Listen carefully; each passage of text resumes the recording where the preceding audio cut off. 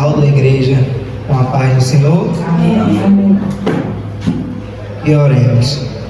Ó Senhor, meu Deus, muito obrigado, Senhor, por permitirmos que nós estejamos aqui nesse culto maravilhoso, Senhor, que até agora ocorreu tudo bem, pois a Tua presença está enchendo esse lugar, Senhor.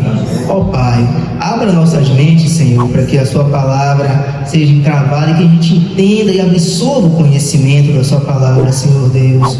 Ó Pai, abre os corações, Senhor, permita, Senhor, que nós entendemos a Sua palavra, Senhor, que o entendimento da palavra é o Senhor que dá, vem dos céus. Ó Senhor, muito obrigado por tudo, Pai. Amém. Amém. Glória a Deus. Amém, irmãos? Louvado seja o nome do Senhor. Apocalipse, capítulo 2, versículo 1 ao 7. Ao anjo da igreja de Éfeso, escreve estas coisas, diz aquele que segura as 7 estrelas em sua mão direita e o que anda no meio dos 7 candelabros de ouro. Eu conheço as tuas obras e o teu trabalho, a tua paciência, e como tu não puderes suportar os que são maus. E tendes provado os que dizem ser apóstolos e não são, e descobriste que são mentirosos. E tendes suportado, e tendes paciência, e por causa do meu nome trabalhastes, e não desfalecestes. Todavia, eu tenho algo contra ti, porque deixastes o teu primeiro amor. Lembra-te, portanto, de onde tu caíste, e arrepende-te, e faz as primeiras obras. Senão, eu virei a ti rapidamente, e removerei o teu candelabro do seu lugar, se não te arrependestes. Mas isto tu tendes: odeia os atos dos nicolaítas, que eu também odeio. Aquele que tem ouvidos, ouça o que o Espírito diz às igrejas. Aquele que vencer, eu darei de comer da árvore da vida, que está no meio do paraíso de Deus. Até aí, irmãos. Louvado seja o nome do Senhor. Irmãos,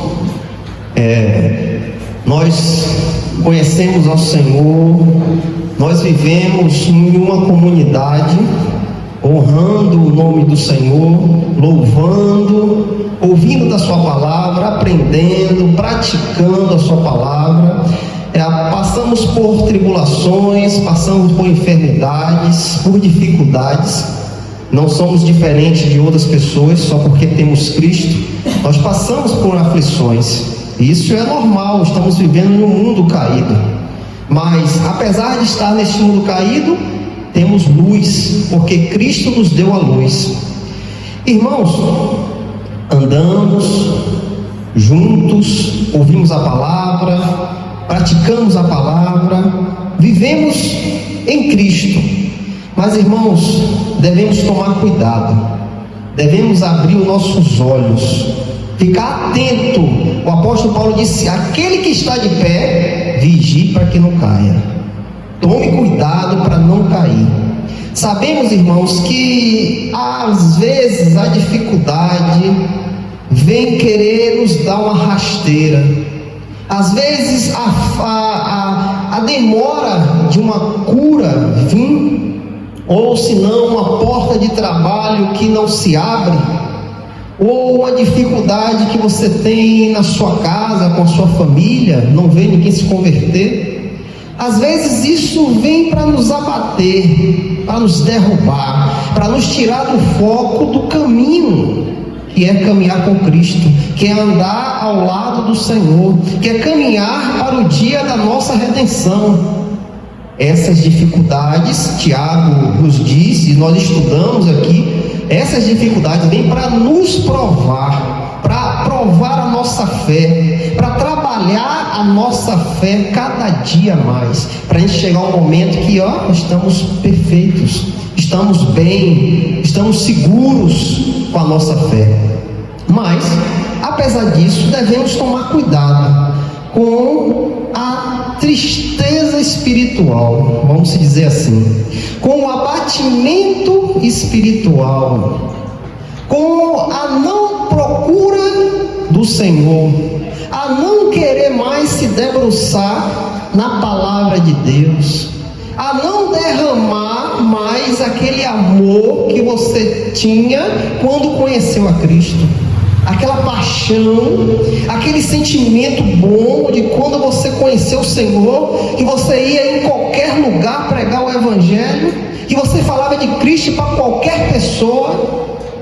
Nós temos que tomar cuidado, que muitas vezes, irmãos, a dificuldade, as coisas que se acontecem, pode nos fazer entristecer, pode aqui, como a palavra nos diz, perder o primeiro amor, perder aquela vontade de estar com o Senhor dia e noite, perder aquela vontade de fazer a vontade do Senhor, negar a si mesmo e viver para Cristo, passando por qualquer dificuldade. Devemos abrir os olhos, irmãos, para que a gente não caia do nosso primeiro amor, da nossa paixão por Cristo, em não colocar o Senhor em primeiro lugar em nossa vida.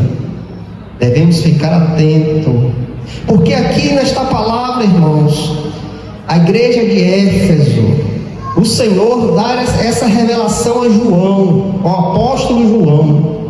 O Senhor testifica que essa igreja é uma igreja forte, é uma igreja unida, uma igreja que combatia os falsos profetas. Ela combatia aqueles que se diziam ser apóstolos, mas não eram mentirosos. Eles caíam de frente contra essas pessoas. Eles não deixavam outro evangelho entrar no ouvido deles. Esses irmãos estavam atentos ao que vinha sobre a igreja. Eles trabalhavam. O Senhor diz: eu conheço as suas obras, eu sei que vocês são fiéis na alegria, na tristeza, na dificuldade. Vocês são fiéis, você não esquece de mim. Você combate aqueles que querem derrubar a igreja, aqueles que querem vir com outras doutrinas. Vocês caem de frente, vocês lutam, vocês estão ativos. Mas o Senhor diz: todavia, eu tenho algo contra ti. Uma igreja forte, uma igreja que pregava a palavra. Os irmãos iam de frente com outro evangelho que queria entrar. Uma igreja exemplo, que hoje em dia a gente não se vê mais. Uma igreja que não deixava outra doutrina entrar, só a palavra de Deus. Mas o Senhor diz: todavia, eu tenho algo contra ti.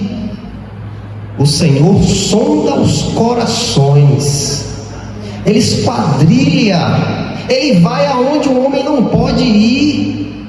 Eu estou aqui, estou ouvindo vocês, mas eu não sei o que se passa em seu coração, eu não sei o que você está pensando nesse momento, mas o Senhor sabe. O dono da igreja sabe de tudo, nada fica oculto a seus olhos. E ele vem a esta igreja, a igreja de Éfeso: tenho algo contra ti, porque deixaste o teu primeiro amor, irmãos. Aquela igreja, apesar de ser uma igreja exemplo, ela tinha uma falha. Ela deixou o primeiro amor, as primeiras obras, o carinho, o amor pelas coisas de Deus, o amor ao seu irmão. Eles esqueceram disso, eles perderam isso. E o Senhor disse: tenho algo contra ti. Eu conheço a sua obra, eu conheço o que vocês fazem. Tendes suportado, tendes paciência, e por causa do meu nome trabalhastes e não desfalecestes. Esses homens eram fiéis, estavam de pé diante do Senhor, mas do Senhor que sonda o coração, irmãos, que vai aonde ninguém vai. O Senhor diz: tem algo aí, tem algo aí dentro. Deixaste o teu primeiro amor, deixaste aquele amor primeiro, quando você conhece a Cristo, quando você tem um encontro com o Senhor, quando você olha tudo e contempla o Senhor, quando você tem a caridade no seu coração, quando vê o irmão padecendo, você ora para aquele irmão, você intercede. Quando a igreja precisa, você ajuda a igreja, sem pensar em quantidade. O que importa é a alegria no seu coração em fazer. Irmãos, quantos e quantos irmãos estão neste patamar? Deixaste o teu primeiro amor. Quantos irmãos aí estão na igreja dia e noite, mas não tem mais o primeiro amor, não tem mais o afeto, o carinho, o comprometimento com as coisas de Deus? Quantos irmãos que abrem a palavra de Deus para estudar e choram a ler um versículo? Quantos irmãos não tem mais isso, de ter um encontro com a palavra e sentir aquilo que você está lendo, e você se debruça naquela palavra, tem vontade de querer aprender mais, de querer mais, de estar mais próximo de Deus? Quantos irmãos já perderam isso?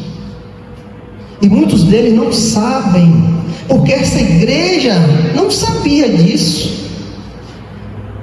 Trabalhaste e não desfalecestes. Esses homens trabalhavam pelo reino de Deus, esses homens pregavam o evangelho. Quando Paulo chega em Efésios, na cidade de Efésios, Paulo faz um reboliço naquele lugar. Alguns historiadores dizem que os feiticeiros queimavam os seus livros ao se converter ao evangelho. As pessoas que faziam coisas que abomináveis a Deus deixavam tudo de lado e se convertiam. Paulo converteu muitas e muitas pessoas em Éfeso. Essa igreja foi ele que plantou. Imagine, e Éfeso naquele tempo era um lugar que era o principal lugar de adoração do imperador. Aquele lugar era o principal lugar de adoração a Nero, ao imperador de Roma. E Paulo chega naquele lugar, faz um reboliço, a ponto de as pessoas pegarem livros de feitiçaria, jogar no fogo e se converter ao evangelho. Nos mostra que era uma igreja fervorosa, uma igreja viva, que hoje em dia é difícil você ver. Trabalhaste e não desfalecestes. Mas o Senhor vê algo nesta igreja, irmãos. Deixaste o teu primeiro amor, deixaste a tua paixão, deixaste o teu amor por Deus, em botar Deus em primeiro lugar. Em tudo Deus tem que estar em primeiro lugar. E o Senhor disse: lembra-te, portanto, de onde caístes, e arrependestes, e fazei as primeiras obras. E o Senhor adverte: senão eu virei a ti rapidamente, e removerei o teu candelabro do seu lugar, se não te arrependestes. O candelabro, irmãos, é a igreja. Lembra que o Senhor diz: estou no meio das 7 igrejas, eu passeio pelas 7 igrejas. O candelabro é a igreja. O Senhor disse: se vocês não se arrependerem e voltar ao primeiro amor, eu removerei a igreja de vocês. eu acabarei com a igreja, fecharei a igreja.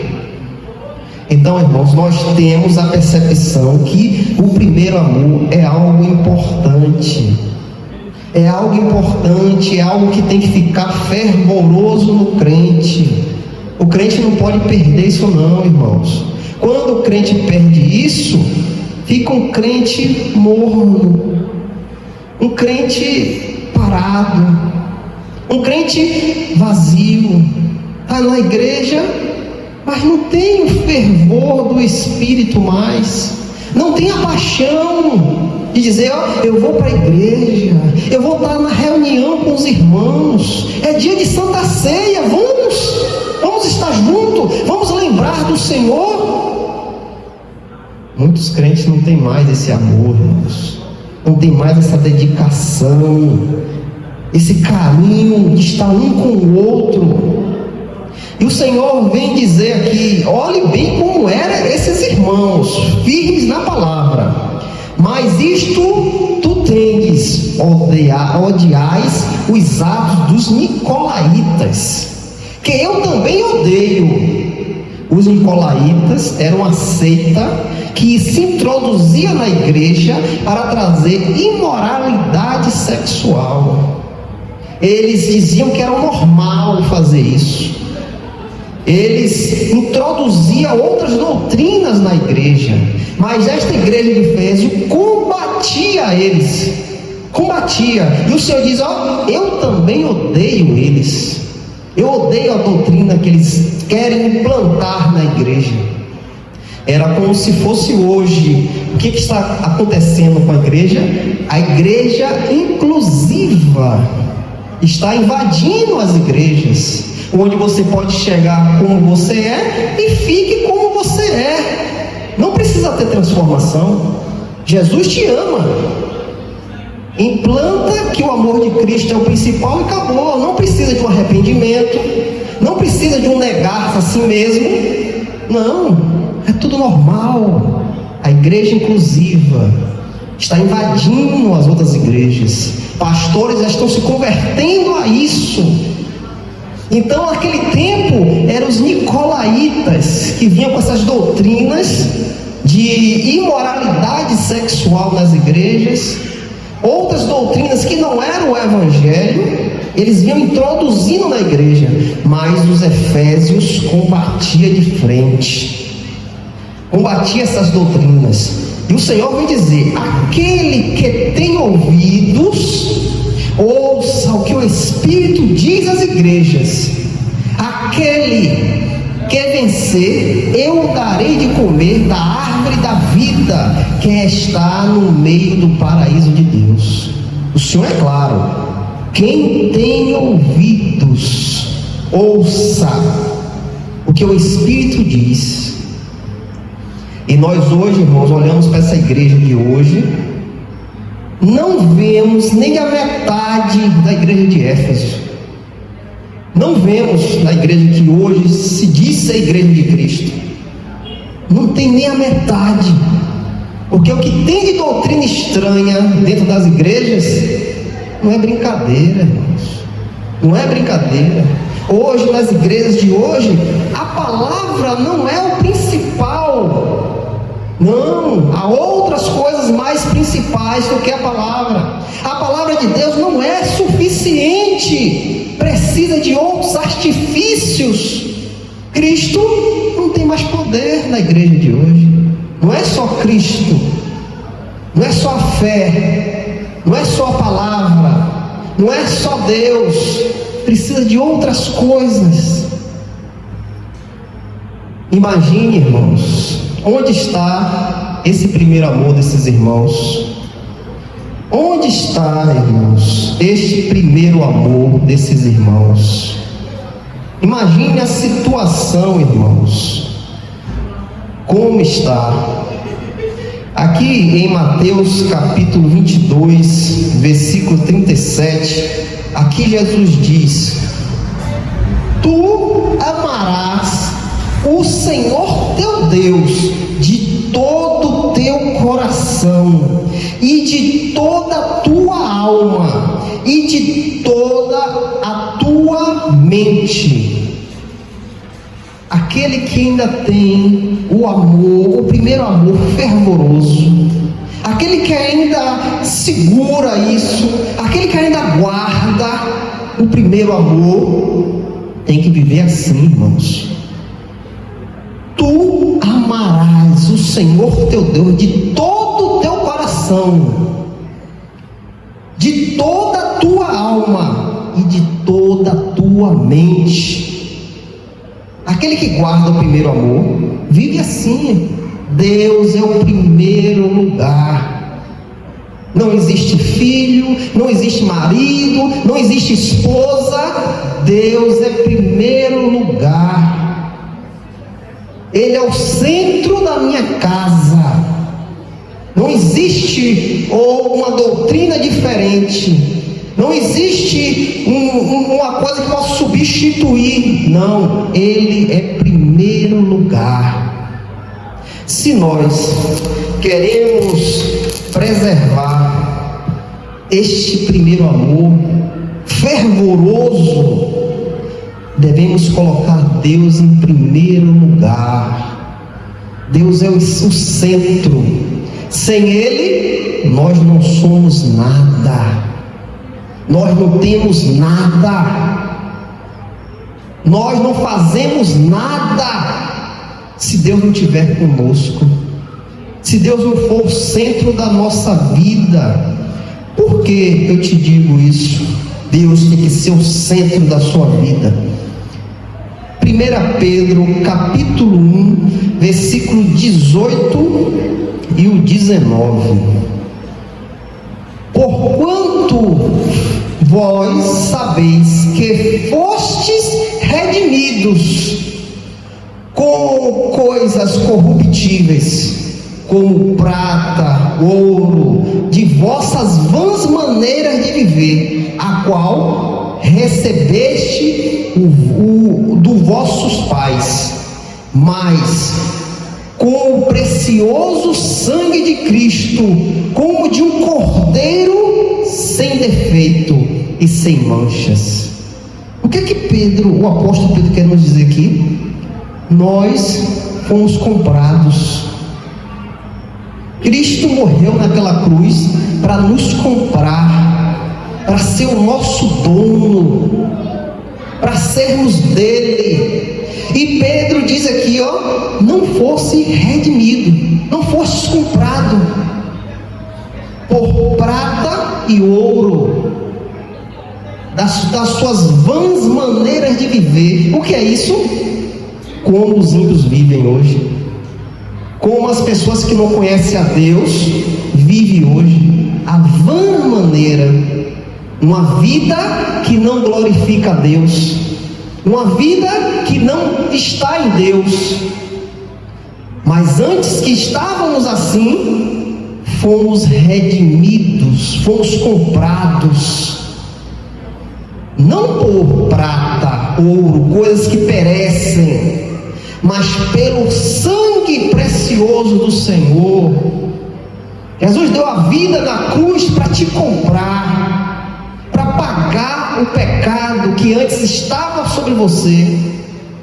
Hoje já estudamos aqui que nós antes éramos o quê? Filhos da ira de Deus, mas pelo sangue de Cristo, quando tu fez uma aliança com o Senhor, quando tu entregou a tua vida a Cristo, Ele te comprou, e agora Ele é teu dono, tu tem dono.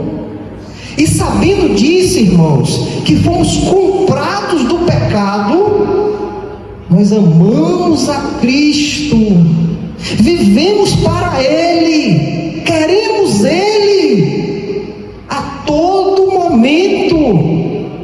O que é que Salmos 1 nos diz? Mas o prazer do crente, o prazer do cristão é meditar na palavra dia e noite. O cristão não tem prazer no que está acontecendo na nossa cidade, não, irmãos. O cristão rejeita isso. O cristão não tem acordo com isso, porque ele sabe que isso não procede de Deus, isso não é de Deus. Ele sabe, e ele sabendo, ele rejeita. Por quê? Eu fui comprado por Cristo, eu sou dele, e ele é meu. Eu vivo para ele, eu quero ele. E quando eu vivo assim, irmãos, o meu amor é fervoroso, ferve o meu coração. Quando eu leio a palavra do Senhor, eu choro. Quando eu leio, quando me deparo com a palavra do Senhor, quando muitas vezes estou tribulado, estou preocupado, ansioso, mas me debruço na palavra, e o Senhor me dá uma palavra, e o Senhor fala comigo, e isso aquece o meu coração, queima o meu coração, irmãos. Em Lucas capítulo 15, versículo 11 ao 32, ali fala do filho pródigo. O filho estava na casa do pai, tinha tudo do seu pai, o pai amava, queria os filhos por perto, mas chega um momento que o filho rejeita o pai. Dar-me tudo que é meu, que eu vou embora. Mas filho, tu tem tudo aqui, tudo é teu, dar-me o que é meu, que eu vou embora. Mas o que foi que o pai fez? Repartiu tudo, deu a parte dele, e ele seguiu a vida dele, foi embora.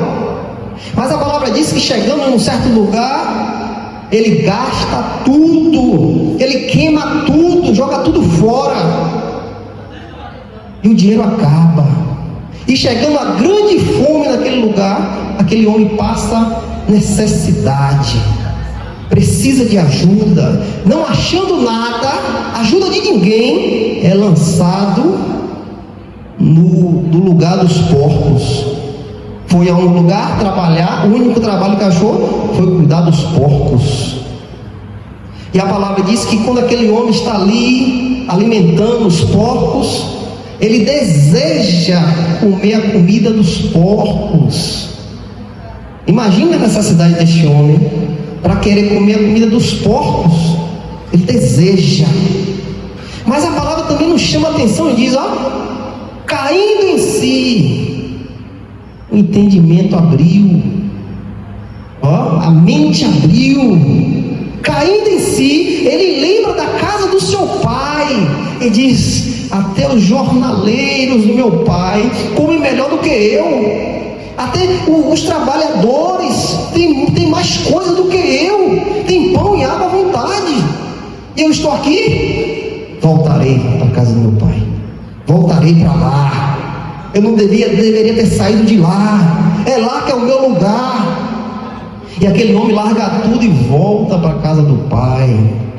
É isso que o Senhor está dizendo nessa palavra, irmãos. Olha onde tu perdeu o teu amor, olha onde a primeira coisa da tua vida está em quê? Olha isso, vê onde é que está a tua mente, o teu coração. É nas coisas daqui do mundo ou é de Deus? Quando este jovem lembra da casa do pai, ele retorna. Esse retorno é o que? Arrependimento. Ele se arrepende do que ele fez e volta. E a palavra diz que ele voltando, o pai ansioso se lança ao seu pescoço, dá vestes novas, calçados novos, coloca um anel no dedo dele, e ali diz: mata o melhor novilho aí que hoje a gente vai comemorar, porque este estava morto, mas agora vive, estava perdido e foi achado. É isso que o Senhor quer de cada um de nós, irmãos. Se você não tem mais aquele amor de estar com os irmãos, de estar vindo para a igreja, estar desanimado, irmãos, olha aonde tu perdeu o primeiro amor, o fervor por Deus. Lembra onde caiu, volta lá, pega, se arrepende e se lança aos braços do Senhor. Tem um encontro novamente com o Senhor, vive novamente para o Senhor. A tua vontade é fazer a vontade do Senhor. Jesus estava ali pregando, os discípulos preocupados: Senhor, você não vai comer não? Está na hora de comer. A minha comida é fazer a vontade daquele que me enviou. A minha bebida é fazer a vontade daquele que me enviou. Esta é o meu alimento. Eu me alimento com isso. Alimento espiritual, irmãos. Alimento espiritual. E isso você não vai achar no mundo. Se você olhar para o mundo, vai acontecer o que aconteceu com esse jovem aqui. Você vai desejar comer as cascas dos porcos, a comida de porco. Porque o mundo vai lhe agradar um certo tempo, depois ele vai lhe mostrar quem é ele. E quando você se deparar, agora eu não sei te dizer se você vai cair em si e voltar arrependido. Eu não sei. Então Jesus está dizendo essa noite, irmãos, lembra-te de onde caiu o teu primeiro amor, o teu fervor pelas coisas de Deus. Lembra, volta lá, pega, arrepende-te e volta novamente aos braços do Senhor. Em Mateus capítulo 13, versículo 44 a 46, ali Jesus fala uma parábola, a parábola do tesouro escondido, onde um homem vai a um campo, acha uma pedra de ouro, um tesouro, este homem cobre tudo de novo, volta à sua casa, vende tudo que tem e compra aquele campo. Aquele homem se desfez de tudo, aquele homem jogou tudo fora, vendeu, quem sabe, até por barato, para comprar aquele campo que não presta. Mas aquele homem sabia o que estava ali dentro, ele sabia o que estava escondido ali naquela terra, e o que ele achou, irmãos, tem mais valor do que tudo que ele tem. Tudo que ele tinha acumulado ao tempo, guardado, nada daquilo tinha mais valor do que ele achou. Ele achou uma pedra de ouro muito valorosa, e ele foi lá, desfez de tudo e foi lá e comprou aquele campo, porque ele sabia o valor daquilo ali. É a mesma coisa quando a gente encontra Jesus. A mesma coisa. Quando você tem encontro com Cristo, nada mais tem valor. Você pode ter um carro do ano, vai ser um carro comum. Você pode ter uma poupança gorda, vai ser uma poupança comum. Você pode ter todo o dinheiro do mundo, vai ser um dinheiro comum. Porque você tem algo que tem mais valor do que tudo isso. Não presta mais, não tem valor. O seu amor foi tirado do dinheiro e colocado em Cristo. E quando você tem esse amor em Cristo, irmãos, nada mais tem valor, irmãos. Aí as pessoas vão dizer: você está ficando doido, está maluco? Estou mesmo, estou por Cristo, porque Ele que me sustenta, Ele é meu, eu sou dele, em nome de Jesus. Irmãos, e nós devemos tomar cuidado. O apóstolo Paulo aqui fala, irmãos, em 1 Tessalonicenses capítulo 5, versículo 19: não apaguei o Espírito Santo. Não apague o Espírito Santo. Não deixe nada ser mais importante do que Deus na sua vida. Esvazie de si mesmo, larga tudo, faz uma limpeza dentro de você e coloca Jesus lá no centro. O Senhor é aqui é o seu lugar. Eu não quero mais nada tem mais valor do que o Senhor é o primeiro da minha vida.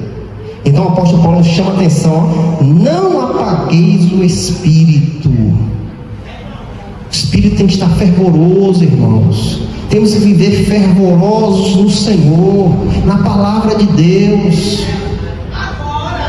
Temos que abrir os olhos, porque Paulo também nos adverte: aquele que está em pé, cuide-se para que não caia. Jesus diz: orai e vigiai para não cair em tentação. Que é isso, irmão? Vida com Deus. Vida com Deus. Ele é o centro da minha vida. Eu não preciso de mais nada, só dele, irmãos. Louvado seja o nome do Senhor. Aqui em João, capítulo 15, versículo do 1 ao 8, Jesus aqui diz, irmãos: eu sou a videira verdadeira e o meu Pai é o lavrador. Todo ramo em mim que não dá fruto, ele tira, e todo ramo que carrega fruto, ele limpa, para que possa trazer mais frutos. Ora, vós já estáis limpos pela palavra que eu vos tenho falado. Permanecei em mim e eu em vós. Como o ramo não pode dar frutos por ele mesmo, a não ser que permaneça na videira, assim também vós não podeis, a não ser que permaneça em mim. Eu sou a videira, vós sois os ramos. Quem permanece em mim e eu nele, esse dá muito fruto, porque sem mim nada podereis fazer. Sem Cristo nós não fazemos nada, irmãos. Se algum homem não permanecer em mim, ele é lançado fora como um ramo e murcha, e homens os carregam e os lançam no fogo, e eles serão queimados. Se vós permanecer em mim, e as minhas palavras permanecerem em vós, pedireis o que quiseres, e vos será feito. Nisto é glorificado meu Pai, que deis frutos, e assim sereis os meus discípulos. O que Jesus quer falar nisso aqui, irmãos? Jesus faz uma comparação de uma videira, e esta videira tem vários ramos ali, e esses ramos estão agarrados na videira, e essa videira sustenta os ramos. Esses ramos, sustentados pela videira, vai produzir fruto. Vai sair frutos. Teremos frutos, porque este ramo está conectado na videira, está ligado. O ramo está agarrado ali.